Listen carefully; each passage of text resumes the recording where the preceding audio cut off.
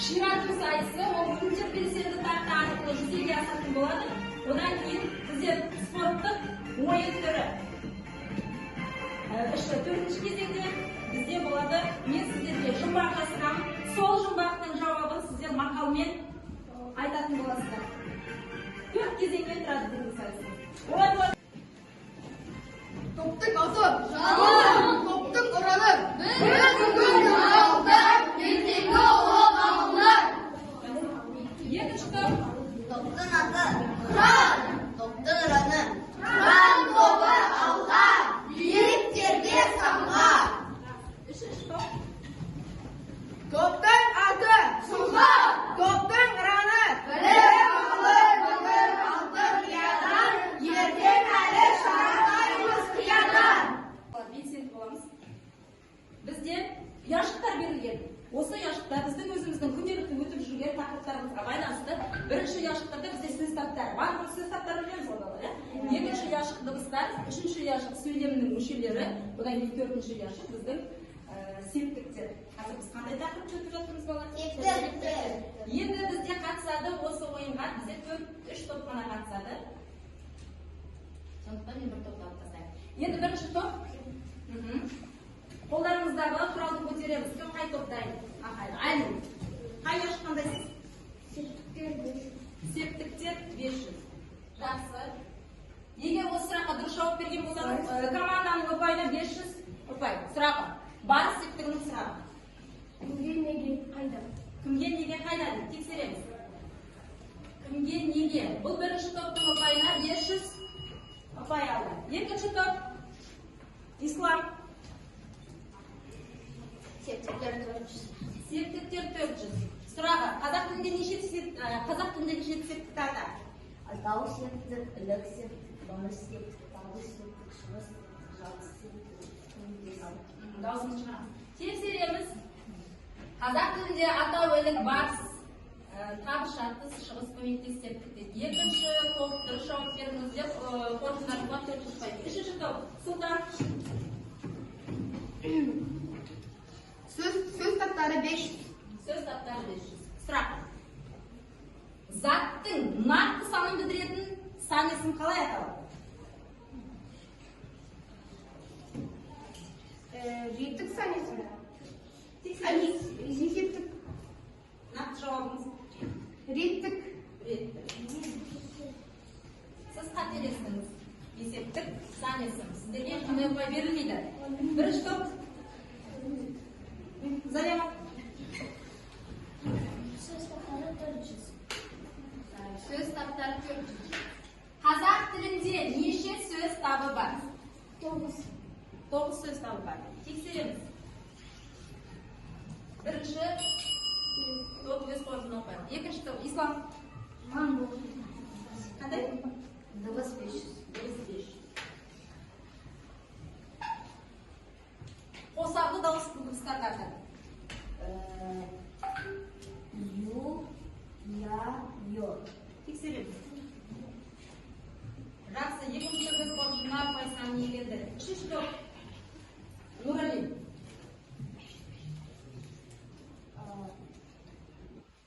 Септіктер 500. Септіктер 300. Көмекте септігінің сұрағы мен жалғауын айт. Сұрақтары мен, немен, жауабы мен. Тексереміз. Кіммен, немен, мен, деген жалғаулар дейді. Көңіл көтереміз.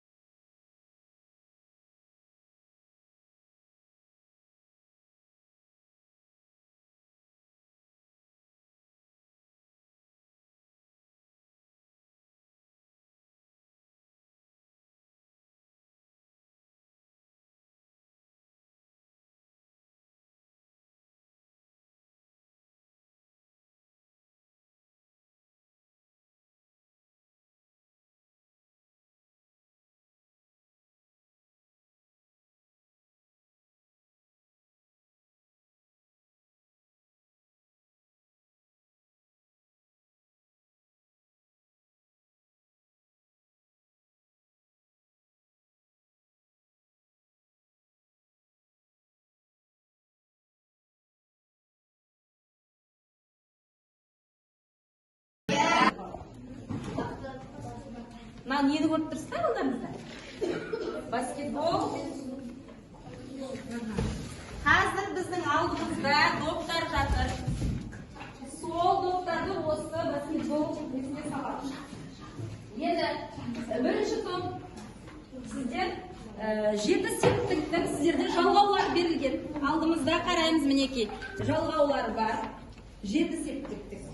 Сіздер атаудың іріктің жалғауларын өзінің жалғауларын салып мұқият бір-біріне тоқтық жұмыс болғаннан кейін ақылдасып отырып жасаймыз. Болғаннан кейін қоңырау соғуды ұмытпаймыз.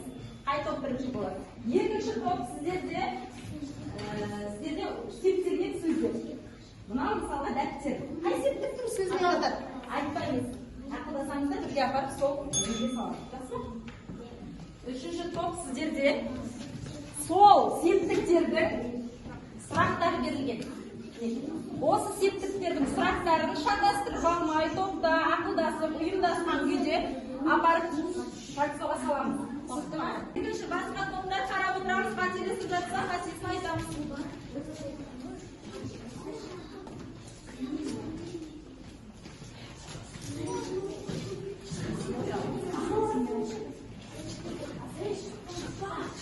Сіздер екінші топпен әлі айтқан жоқпын. Саламыз, салып жібереміз. Салып жібереміз.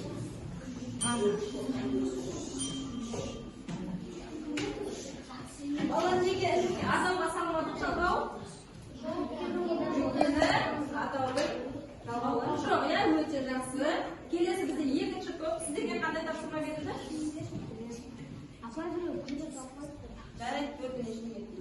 Сіздерге септелген сөздерді орналастыру, иә? Жақсы, дайынсыздар ма? Иә. Келіңіздер.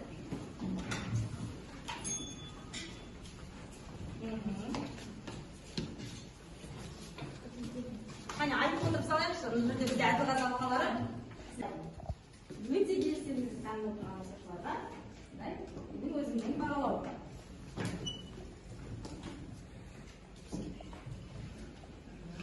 Бізде алда тағы бір кезеңдер бар. Балалар өздерінің жақсы жағынан көрсетеді деген ойдамын. Тағы сіздерде осындай бағалау аласыздар деген ойдамын. Белсенділік таңдап.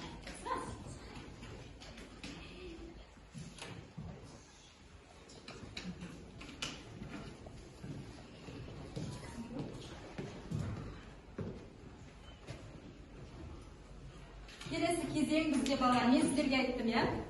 Басында сабақтың кезеңдерімен таныстырған кезде сіздерге айттым. Мен сіздерге жұмбақ жасырамын. Сол жұмбақтың жауабын сіздер мақалмен маған жеткізесіздер дедім, иә? Қай топ дайын болады, сол топ қоңырауды басамыз.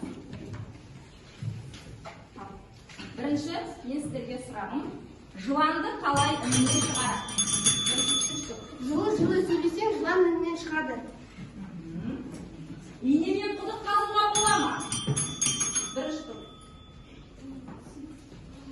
Жауабын білмесек неге басамыз? Білім, инемен құдық қазғанда. Өте жақсы. Жауабын білмесеңіздер, балалар не қоңырауды басамыз? Бастаймыз. Әппақ қарға бола ма? Қарға баласын аппағым дейді. Жақсы. Ең тәтті не? Анасының сүті, баланың сүті. Өте жақсы. Қар жана ма? Қар жана ма? Қалауын тапса қар жауады. Дұрыс. Оттан не ыстық? Оттан да ыстық. Тауық түс көре ме?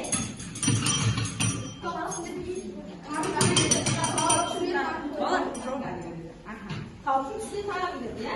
Жұмсақ кірпі бола ма?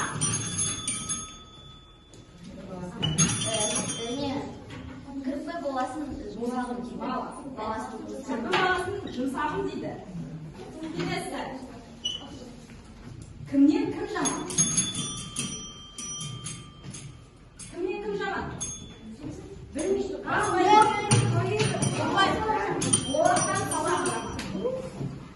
Шашымен жинауын қайсы болмайды? Шашу ойнай, жинап. Екі топта бірге топқа да. Дұрыс айтасыздар. Шашу оңай, жинау қиын. Орындалмады балалар. Бізде жұптық жұмыстар орындалады. Бұл жерде жұптық жұмыстарды әр септікке септеп жазамыз. Мысалға, мына жерде сіздің тобыңызда, мысалы, екі жұпты сіздің жұпыңызда түсіп келеді. Атал септікте қалай болады? Ілік септікте септеп жаз, бар септігінде септеп жазамыз. Кәне.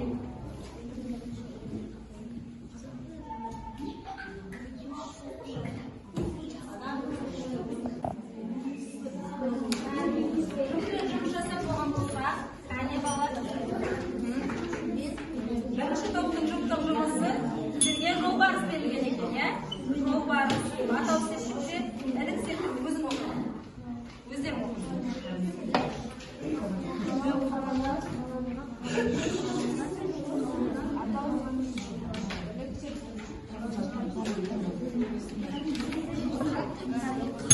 Атал септік жолбарыс, ілік септік жолбарыстың, бар септік жолбарысқа, табыс септік жолбарыстың, жақсы септік жолбарыстың, шығыс септік жолбарыстан. Браво! Неге қызылды баспайсыңдар? Ұнады ма сабақ сіздерге? Өте жақсы, сіздерге маса болыпты.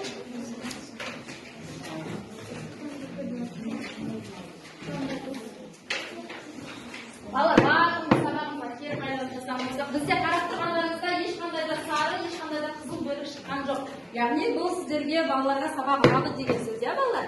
Олай болатын болса, келесі сөзді әділғазы алқаларына беріңіз.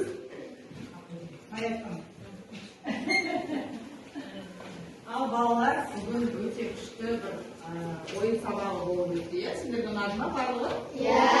Мұғалімдеріміз өте қатты жақсы дайындалған екен. Мына жерде мен ойлап тұрмын, күнде осылай сабақ өтсе, балалар мектепте күнде асып, ойын ойнаймыз деп келетін сияқты, иә? Бірақ бұл өте үлкен уақыт алады. Қанша күн дайындалыңдар, иә? Киімдеріне шейін. Сондықтан да бүгін жақсы осы жерде білімдерін де, өнерлерін де ортаға салған балаларға алғыс білдіреміз. Мамаларына айтып бардыңдар. Бізге осылай алғыс айтты деп. Сабақ өте керемет өтті. Мұғалімдеріміз де керемет, жақсы дайындалыңдар. Барлық сабаққа атсалысып, әсіресе мақал мәтелдерді айтқандар маған өте қатты ұнады. Біздерді жоғары сыныптарда мақал мәтелдің мағынасын түсінбейтін балалар отырген.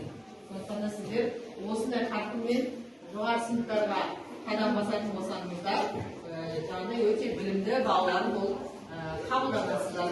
Сондықтан да барлықтарына үлкен алғыс, мұғалімдерімізге де үлкен рахмет айтқым келеді. Рахмет. Шапалақ ұрамыз. Ал енді açıklау бойынша енді жас сабақ болғандықтан бір сіздердің білімдеріңізге қарай, алдырып қапқан олар бірінші жауап бергендеріңізге қарай біз есептеп көрдік. Енді ақыл мектепкенде жобалағанда бізде бірінші топта 20 балл деп алдық, екінші топта 23 балл, үшінші топта 25 балл деп алдық. Енді үшінші топтың алдық себебі үшінші кезеңде, соңғы кезеңде мақал мәтел кезінде өте тапқыр екендерін көрсетті, мақал мәтелдерді жақсы жаттаған екен. Сол кезде бұл топ алған шығып кетті. Қалған уақытта екі топта өте жақсы өнер көрсетті. Сондықтан да жеңімпаз топ ол бізде үшінші топ болып табылады. Кубоктарды берсеңіздер.